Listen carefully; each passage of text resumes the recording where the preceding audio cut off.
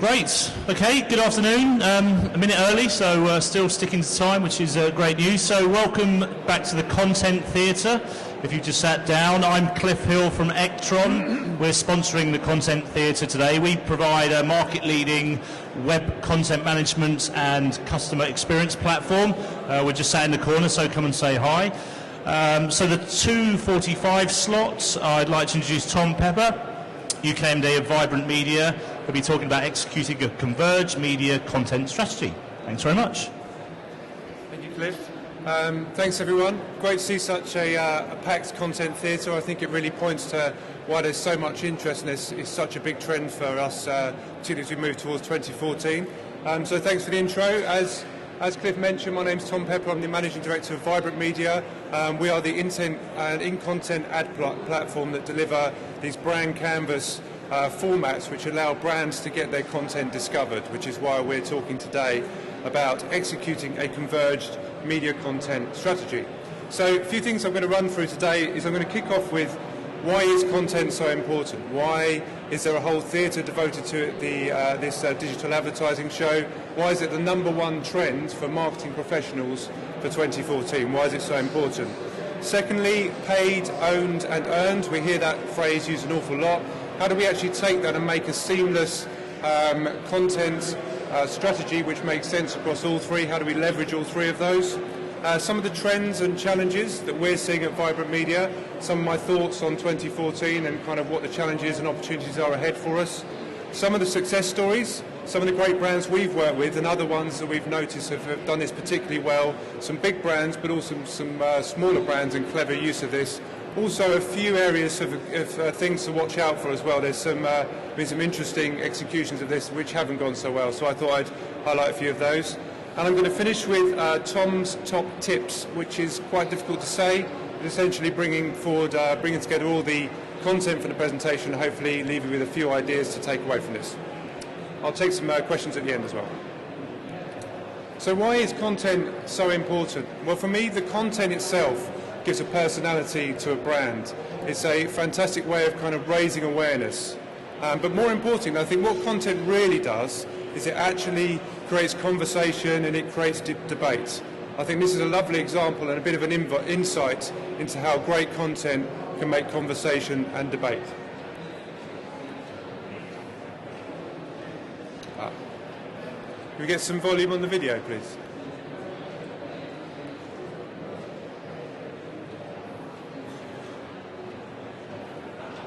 I can act it out. Sorry, bear with me a moment. Always the danger of using videos in your presentations.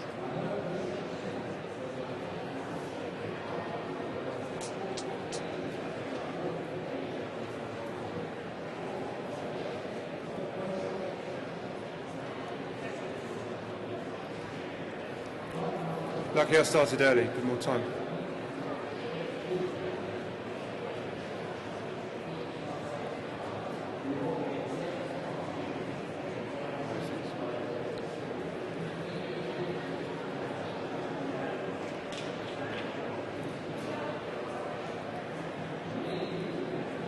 Should I move on, or?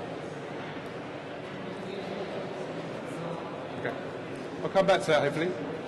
So I thought I'd use this quote because content has always been king offline. You hear it talked about an awful lot in TV advertising and offline, but increasingly it's becoming part of digital and leveraging and using digital to make content work for a paid, owned and earned strategy. I think the AOL Nature of Advertising report puts it particularly well. Content is not king, it's queen, prince, princess, corgi and all the subjects of the realm. Editorial skills are becoming more and more valuable and the distinction between journalism skills and advertising skills is blurring. For us at Vibrant, we're actually seeing an increasing change in digital advertising from simply trying to drive traffic around the web through hyperlinks in our example and images towards actually trying to create great content and make it discoverable and actually have that conversation with users. So it's a significant change in the trend. Here's an example of what we do. So a user here is interacting with one of the relevant keywords. They get a choice whether to actually initiate a format, and then we launch this content. So Knorr and Unilever came to us with a specific problem at the beginning of the year. They had a challenge. They've got a great product in the Knorr stock cube, but it's not the most exciting product that they can bring to life. Not many people go to a search engine and ask for, look for a stock cube. The volume will work. Thank you. I'll go back to that in a second. So as you can see here, they've got some great content they've created to try and kind of bring that to life. They worked with Marco Pierre White. They created loads of fantastic recipe content.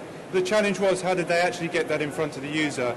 And we've worked with Knorr over the year to really start to give them some information back on what works well. So, for example, Marco worked particularly well with all his recipe content, but the social aggregation, the Facebook and Twitter we also have as part of this unit, works better when they had a student cooking and challenges for student chefs. So we've worked with them to kind of change the content as the year's gone on to have that right conversation with the user and link it to the right content and the right images that it's delivered from. So I'm going to try and go back to my video because I think it's a nice introduction.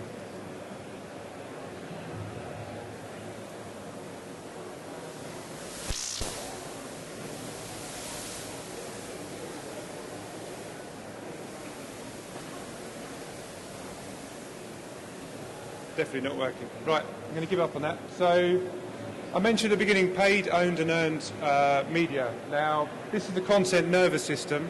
I know we all know about paid, owned and earned and what it means, but it's important to kind of think around this and how you actually use the strategy as part of it. I think this is a nice visual representation with content right in the middle, and you've got your paid, like the 7 million I was trying to show that John Lewis spent on their 2-minute advert, but then using owned and earned to really kind of maximise the ROI.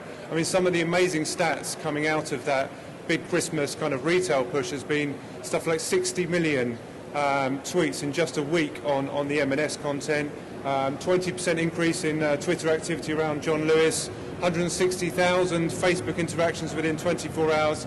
They're taking that kind of great content that they've always created, but they're maximising the ROI through owned and earned on digital advertising. Another great example, PlayStation and Xbox. This is an absolutely enormous launch for these guys. It's for two reasons very important. Firstly, the timing, obviously the lead up to Christmas, and secondly, the future of the games console itself. You know, how important, how relevant is it now? So they've gone for some pretty major launches. I love the PlayStation symbols taking over the Oxo Tower, a fantastic execution, and the big kind of Leicester Square takeover for Xbox. Obviously kind of big events, but again it's a well-executed, owned and earned strategy which really kind of bring this to life and the use of digital. There were 14 million tweets around this image for PlayStation within 24 hours. So they were ready to kind of execute that strategy, and it really kind of maximised the opportunity around owned and earned. It's not just big brands, however, that this can work for, and I thought the last presentation from Lee gave us some great ideas about how it can work for smaller brands. The one I particularly like is Lowe's, which is some of you may have seen, it's a home improvement brand from the US, and it's just a fantastic, simple, let's see if I can play it again, use of Vine's 6-second slots. I love this because I'm absolutely useless myself at DIY. I've got completely hooked on this and going through lots of the different content. It's just a very clever way, and it's gone absolutely viral in terms of the amount of people who now use these for lots of simple tasks. It's a great kind of 6-second video, and now when people think of Lowe's in the US, very low cost, but they're now synonymous with kind of home improvement, and people kind of think a really good way of leveraging that side of it. A word of warning though, earned media and use of Twitter and all these kind of new tools we have can sometimes go wrong. Waitrose is a famous example from this year. I shop at Waitrose because, asking lots of questions as encouraging people to talk about Waitrose, hashtag Waitrose reasons. Just to highlight some of the great ones, I thought the bottom one was particularly good. I shop at Waitrose because I got a lifetime ban from M&S after doing something obscene to a Percy pig. So not perhaps what they were looking for, not quite as helpful.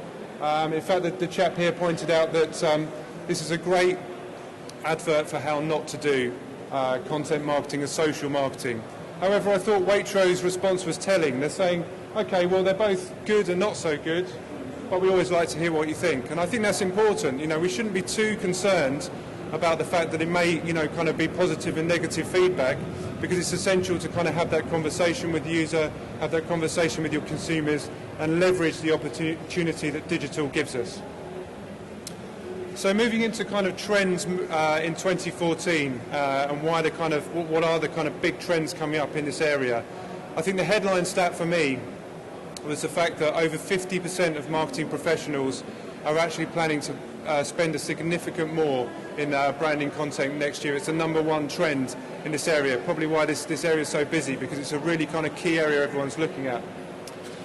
The first one we've noticed is community driven. So a lot of the business we're doing, another Unilever example here, but lots of advertisers. Huggies have a great one around dry nights and kind of advice for parenting. It's actually nothing new in community sites and community driven areas. It's been around a long time. I actually think some of the failings of social around Facebook and actually going beyond the Facebook like is a return to actually getting communities working again. This is one that's popped up in the last couple of weeks. Huge campaign for Unilever, global campaign, lots of really worthy causes on there. You can actually get the opportunity to interact and donate to some of these great causes. They call it Acts of Sunlight. As you can see, when I looked at this yesterday, nearly 22 million people have been involved. Obviously this is a large-scale project, but I think it shows the power of community. And for the brand it's great because on this particular platform, Unilever are discussing and talking about their sustainability, talking about their kind of some of their brands and how they're so positive for the environment, etc. So a really good platform to get you synonymous with a certain topic. Okay, so moving on to blogs. So blogs and guest blogging and getting people to kind of talk about your content. Again, a very powerful tool which advertisers use. Actually used a lot in the fashion industry, a lot of, in advance of a new range coming out, it will be sent out to all their kind of big bloggers and they'll get conversation going, and it's a huge kind of method of getting a lot of noise around your product. Good and bad again. I thought Pizza Hut took it to the next stage. They actually flew people to Austin, Texas to launch this 3-cheese stuffed crust pizza, which sounds pretty horrible to me, but apparently they got people blogging about it, got people excited about it, and even that level of investment created the ROI they were after. Moving into research, still a classic way of getting some information out there. We actually use this a lot at Vibrant because we conduct a lot of our own research with some of the big research companies. It's important for us to kind of talk about how our advertising formats work, and we use research a lot. And when we find we combine it with an infographic like these guys here, the kind of pickup is much more effective. So it's a really good combination of imagery, infographics, and actually really good research. This is a very simple one. Late Deals, the travel company, actually pulled together loads of information around how people can travel around the world in 80 ways around the world. And there was just some kind of clever, fun stuff around. It takes 1 hour in a rocket ship, a day on a magic carpet. You know, they can have some fun with it, but it was quite simple, and it's got a huge amount of shares and kind of owned and earned opportunities. So very simple, but really well executed. One of the biggest trends we're seeing, and I read today Coca-Cola have actually signaled this as the biggest trend for next year, is real-time marketing and the opportunity to actually launch content in a real-time context. There's something at Vibrant that we do as well. We can understand trends in contact and then match content messaging to what the latest trends are and what people are talking about. One particular good execution is Twitter. I picked out this example. As painful as it is as an Arsenal fan, Tottenham got £86 million in the summer for a chap called Gareth Bale. It was a news story which was kind of bubbling up for most of the summer, so everyone knew it was coming. I thought Innocent Drinks did a great job of just jumping on it. It's not a news story that you would associate with Innocent Drinks, but they just had a really simple execution which allowed them to jump on that story. They asked the question, Real Madrid, have you really thought this through? And offered up some alternative ways of spending that money. So most of Fiji, 430 trips with Dickie Branson to space, and over 46 million bottles of Innocent you could get for the 86 million price tag. Really simple one. 5,000 retweets when we looked at it, so you know, really great, effective way of using real-time marketing. This trend is continuing, and we're seeing an awful lot of businesses now building their business around content and actually making it a central part of their organisation. A few ones that we've noticed recently, In fact, I think it was announced this week that Mindshare have hired their first chief content officer. The reason they're doing that is they actually think that revenue around branded content is going to double in the next 2 years. This is a trend which is going to continue. Some other interesting ones, so Time Inc., again, they employed this chief content officer, so this kind of multi-department approach towards leveraging content is really important. Other areas, social conversation specialist, senior content strategist, these kind of job titles are jumping up, and it's becoming a really important part to leverage and deliver this converged content strategy we're talking about. So moving on to more the advertising piece of this and some of the challenges that we see, challenges and opportunities around for brands. I've managed to get 2 buzzwords in the number 1 content piece there, so viewability and native.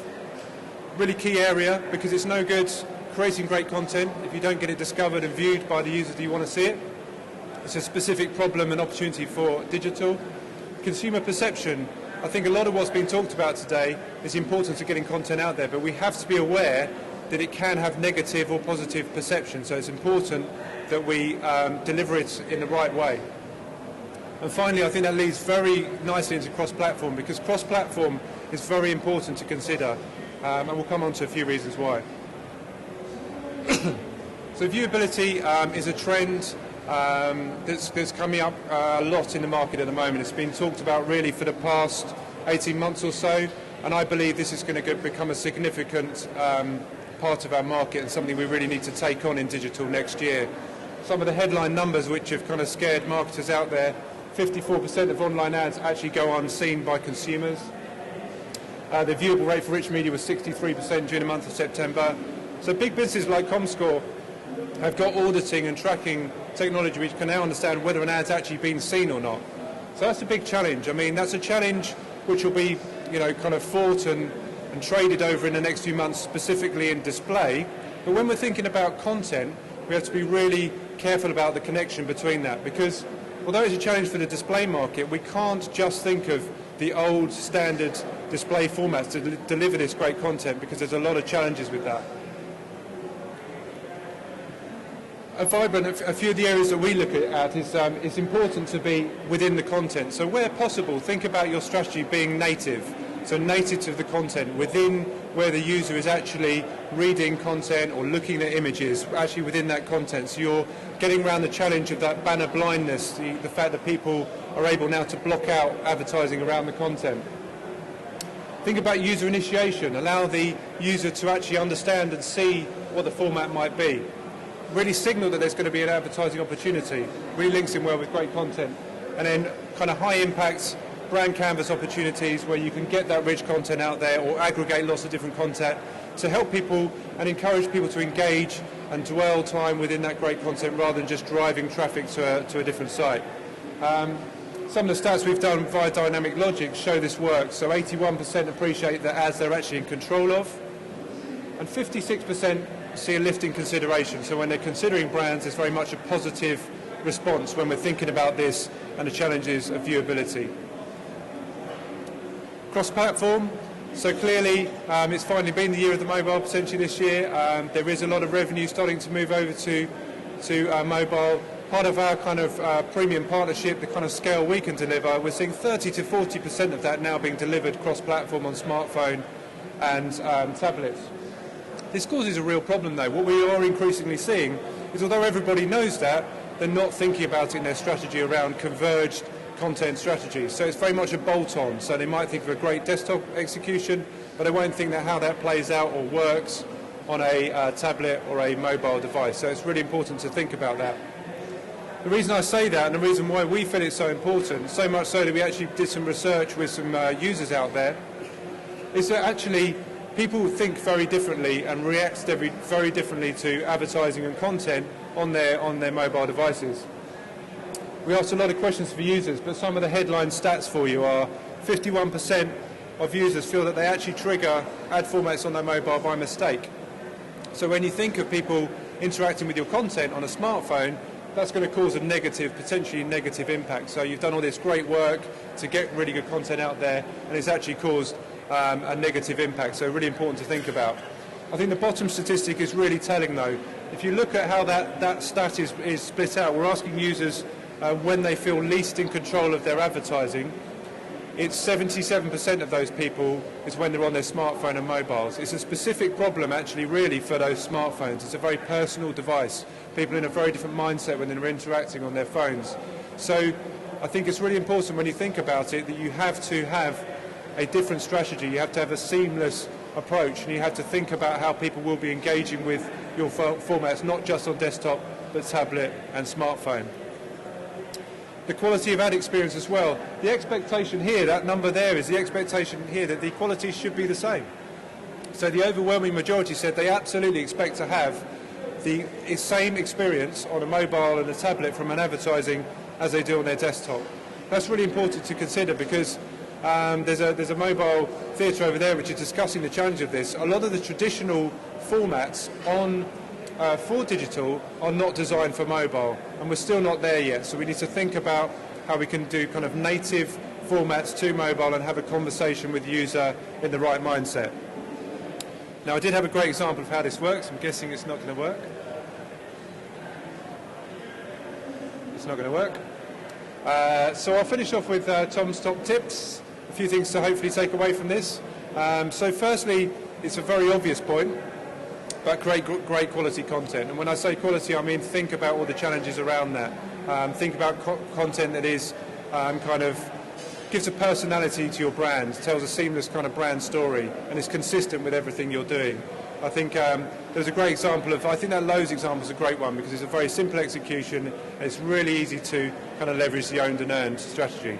So think about that paid, owned and earned and how the three work together and how you can use them to maximise the ROI on account as it's kind of worked, but it's important to have that conversation and get the feedback and kind of edit what you're doing and build your strategy further. So hopefully that's been useful.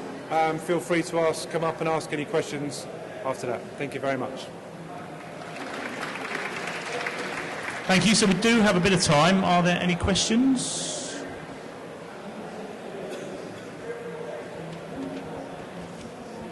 Take that as a no. So.